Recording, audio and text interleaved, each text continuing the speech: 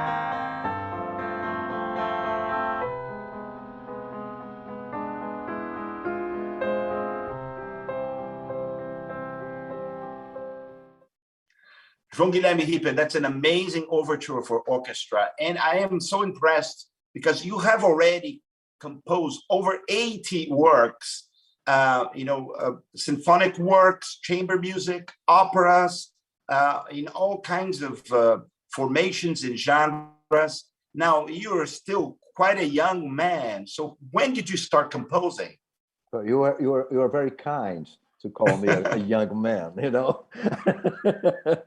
I started to compose. I started to compose in my 20s, my late 20s actually, and I really began to enter the streamline, let's say that, in my 30s. And in the middle of my way, I found opera, and opera became a very important part of my production. And yeah. No, it's amazing because you have already composed, and your operas have been produced all over Brazil and also in Argentina, in other countries. And that's such a privilege, because that's a composer's dream to have, so many works performed and staged. Yeah, indeed, it was a privilege. When I began to study music, I began to study it because I loved poetry, and I began to write poetry when I was really, really young, when I was about 8 years old. And then I decided to put some music, in my poems. And because of that, I decided to study music, just to compose something for my poems. Fantastic. But then music, took me to complete another way, the instrumental music. Later, to find opera on my way was sort of a turn back to the origins, because I could combine, I can put together my love for poetry, for literature, and for music. That's amazing, because well, as you mentioned, starting with poetry and with the singing is really the most natural way to music making. Even, as conductors, when we're working with instrumentalists, what we want the musicians to do is to sound like a singer, to phrase like a singer, so the breadth of the music, it's so important, even in purely instrumental music. Yeah, one thing that really impresses me, and it still impresses me, I think it's amazing. It's like to sing the word, to give to the word an extra meaning by singing it, to give an extra expression through the act of singing the word. So for me, it's a very powerful thing when I think about music, even when the music does not have any kind of lyrics, when it's simple instrumental music, but the text somehow it's a text behind it that inspires me. The next video we're going to watch is of one of your most recent works, Cartas Portuguesas, Portuguese letters. Tell us about this work that you just premiered not long ago. Yeah, it was premiered last year in São Paulo, at Sala São Paulo, in that Fundação Gulbenkian. It was a joint commission by the OSESP, the São Paulo Symphony, and the Gulbenkian Orchestra. And it tells about the libretto. I wrote the libretto also. It's about a nun, a 17th century nun, Portuguese nun, that she falls in love with a French military man that was in her region, and then he goes away, and she begins to write to him several letters, and these letters somehow get to a publisher in France, and they're published like the letters of a Portuguese nun. It was a scandalous thing, in the 17th century. And it turned to be, and they turned it into a book that later was translated into Portuguese, first in French, then in Portuguese. And I based my opera in this book, in the letters of Mariana Alcoforado. And in one of these letters, she writes to her lover, Noel. Noel, don't fill your letters with useless things. Don't even ask me to remember you again. Oh, why don't you want to spend your whole life with me? Why? If it were possible for me to leave this ill-fated convent, I would not wait in Portugal for the fulfillment of your promise. I would, without fear, seek you, follow you, love you everywhere. I beg you to tell me why you freaked me out, knowing as you knew that you would end up leaving me. Why did you try so hard to disgrace me? How did I offend you? Forgive me, I don't blame you for anything. If you have any interest in me, write me often. I well deserve the care of talking to me about your heart and your life. Above all, come see me, always love me, and make me suffer even more. So that's the text of the aria that we are going to listen with Carla Caramujo, soprano, Portuguese soprano Carla Caramujo, and the Gulbenkian Orchestra led by Rano Linto. Wonderful. Let's watch that right now.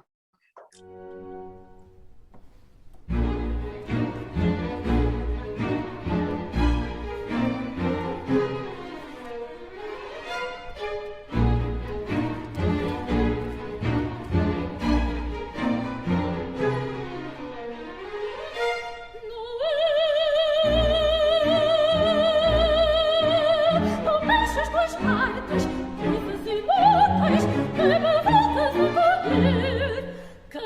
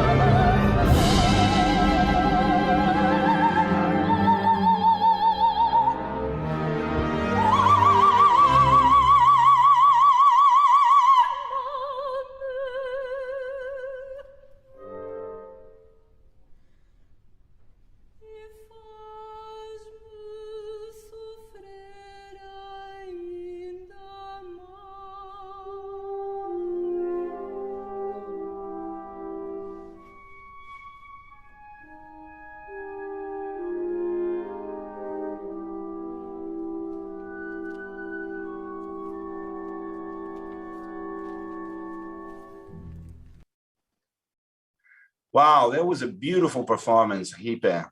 And, great orchestra, great soloist. And that was in Lisbon. So to have this piece performed in Portugal must have been a special occasion. Were you able to be there for that concert? Sure. Yeah, incredibly, I was able to be there despite of the pandemic's restrictions. I was able to travel, and they were having sort of 50% of the seats available for the audience, and there were two performances of the work there. Yeah. Now, the next work we're going to watch is another opera, Piedade, which it's literally means mercy in English. And you have two different versions of this opera. You have a bigger version for a bigger symphonic orchestra, and also you have a chamber version, which I was able to watch in Teatro Colón in Buenos Aires, and I really love that version, the chamber version. Now, tell us about Piedade. Yeah, Piedade premiered in Rio in 2012. The piece is based on the life of a very important Brazilian writer. And this writer, he had his wife got involved with a much younger man. And this sort of love triangle ends with the death of this writer. Euclides da Cunha is his name. He's a very important writer. He was the author of one of our seminal books entitled Os Sertões. This opera was performed first with the full orchestra, and then in 2017, the Teatro Colón in Buenos Aires commissioned me a shorter version of the orchestration. So the vocal part is absolutely the same, but they needed a shorter version of the orchestration to perform the opera in their chamber opera series. So it was performed in 2017, and they returned with the opera in 2018 because there were people seeking for more. They wanted to watch the opera again, so they returned with the opera the following year. And this opera also in this shorter version was performed at Sala Cecília Meirelles in 2018. The full version was performed at Teatro Municipal de São Paulo in 2018 too. So 2018 was a very special year for Piedade. And it remains one of my most performed pieces, operatic pieces. I love especially the aria that we're going to hear. É preciso morrer. One must die. Because I find it in this aria, such a lovely. It's so Brazilian. And the great elements of Brazilian music are present there, and it's at the same time completely original. So I'm glad that we are going to be able to watch this. So this is from Piedade, the aria "One Must Die." Let's watch that now.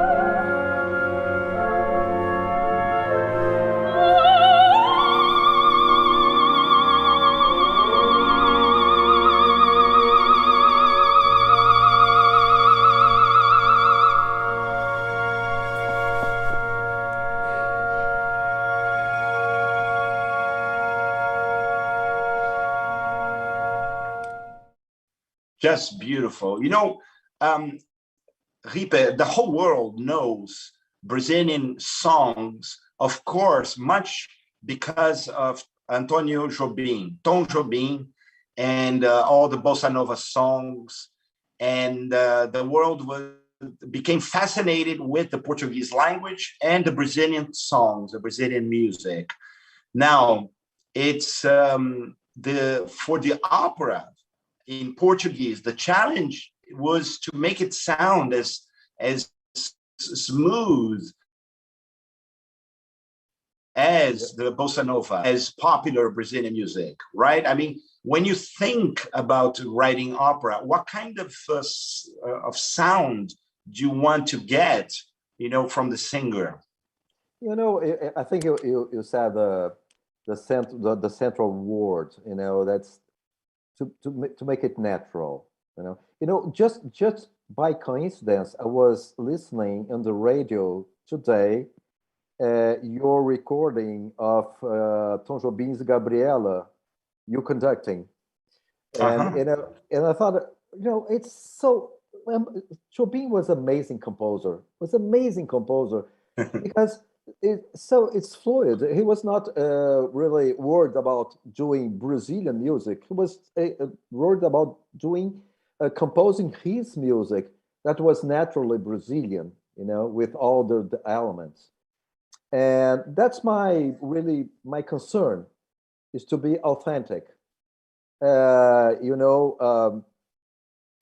I once heard from a very important Brazilian composer, Francisco Mignoni, that one should be authentic, because to be true is something that appears, that shows off in one's music.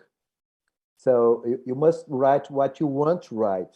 You don't need to be submitted to any kind of aesthetic schools or any kind of aesthetic trends, or to be submitted to things that you don't feel. So he used to tell me that you should write everything that you want to write. If you don't feel that you need to write that, don't write, because it won't sound as something really true to yourself and to the others. Absolutely agree. Absolutely agree. But you know, but the thing with the text in Portuguese, or any language for that matter, sometimes the approach, the performance, it's so exaggerated that you cannot even discern the text. You know, even that happens in Italian opera, that happens in German opera sometimes, of course, that happens with all music that has text, right? How to make it musically powerful, but at the same time, always you know, being able to understand the words that are being sung, right? And I find that varies so much from one performer to another performer. You know, especially because opera singers, they are used to singing in Italian. They're used to singing in French, in German, and in not so much in Portuguese. Yeah, you know, one thing that Brahms used to tell his students or people that you seek for advice, you have to say the poem before you can begin to compose any music. You have to make the poem yours. You have to repeat it and recite it over and over and over again to feel the rhythm, and to, you know, to get the poem inside. So afterwards, you are able to translate it into music the most natural way possible. You know. So the next piece we are going to hear is a very, very unique piece, because this was a recent commission also by the State Symphony Orchestra of São Paulo.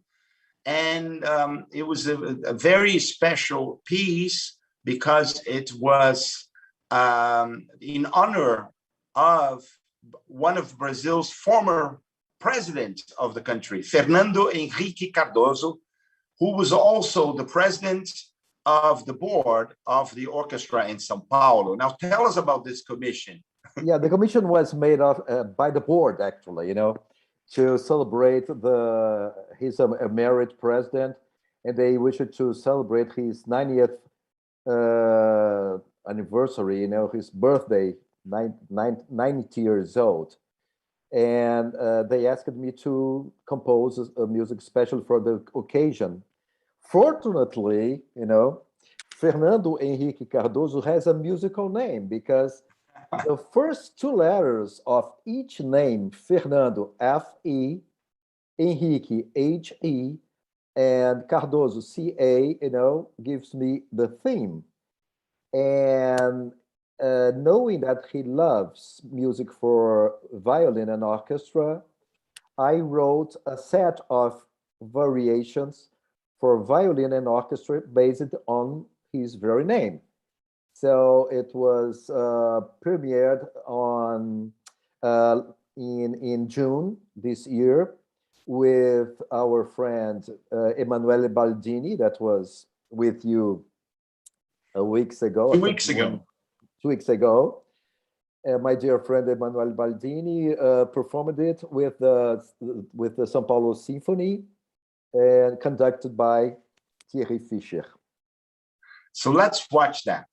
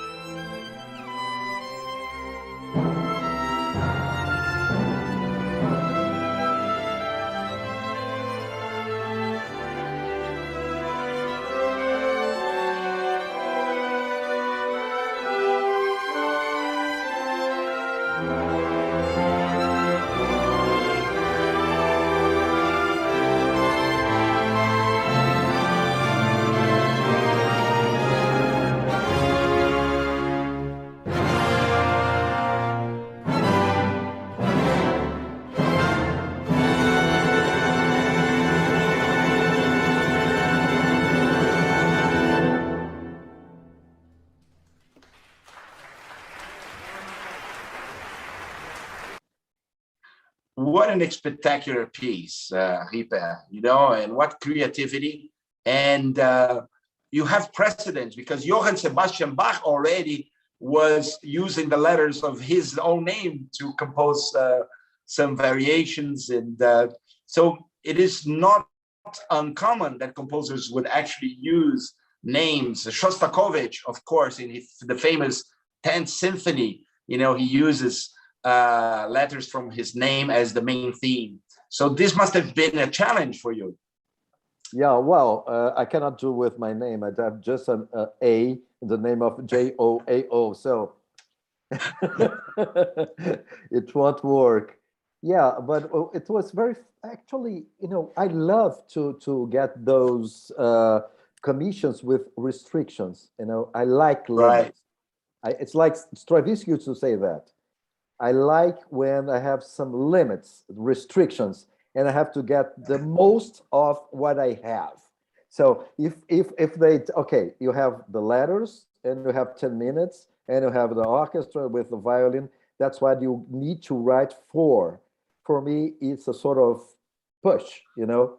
So I really enjoyed the commission. I really enjoyed to work with the orchestra, and mostly to work with Emanuele Baldini, which is a wonderful performer, a dear friend, and probably he is listening to us. Abraço, Baldini.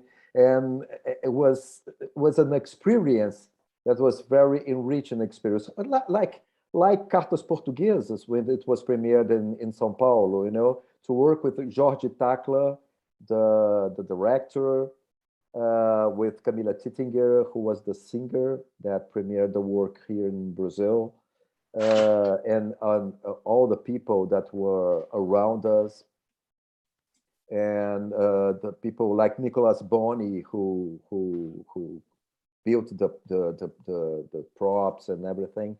It's for me as an opera composer, it's a pleasure to work with other artists and to see how other artists read my music and my librettos. That's for me, it's one of the most beautiful parts of being an opera composer.